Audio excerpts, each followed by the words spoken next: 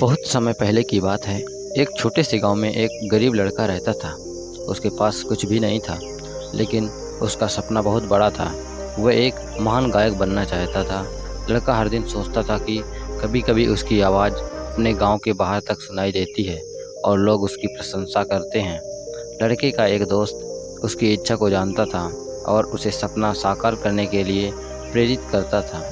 उसने लड़के से कहा, तू एक महान गायक बन सकता है। तेरी आवाज़ अद्वितीय है और तूने यह सपना जिंदा रखने के लिए कठिनाइयों का सामना किया है। लड़का बहुत खुश हुआ और दोस्त के कहने पर अपने सपने को पूरा करने का निर्णय लिया।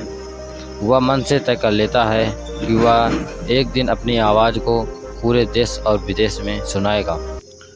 लड़का अपने लक्ष्य की ओर चल पड़ा, लेकिन जीवन के रास्ते में उसे बहुत सारी परेशानियां और परीक्षणों का सामना करना पड़ा। उसे रिजेक्शन मिला, लोग उसे मुकाबला करने की नसीहत देते रहे, लेकिन वह हारने की कभी इच्छा नहीं रखता था। वह हमेशा अपने लक्ष्य को याद रखता था और हर बार जब भी उसे मुश्किल समय आता तो वह खुद को मजबूत बनाने के लिए यही सोचता, एक लक्ष्य में जीवन झोंक दो। अंततः उसका दिन आया जब उसे एक गायक बनने का मौका मिला और उसने एक महान संगीत संग्रहालय में अपनी आवाज़ को प्रस्तुत किया। वहाँ की भीड़ उसकी आवाज़ से चमकी और उसे आत्मविश्वास मिला। सभी लोग उसे खुशियों से तालियां बजाते हुए उसकी प्रशंसा कर रहे थे।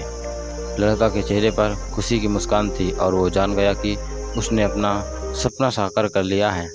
इस कहानी का संदेश ये है कि एक व्यक्ति के जीवन में एक उद्देश्य और सपना होना बहुत महत्वपूर्ण है।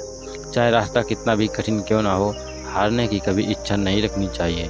जीवन की मुश्किलों का सामना करते हुए हमेशा याद रखें कि हमारा लक्ष्य हमें मजबूत बनाने और हमारे सपने को साकार करने में मदद करेगा। इसलिए एक लक्ष्य में जीवन झोंक दो।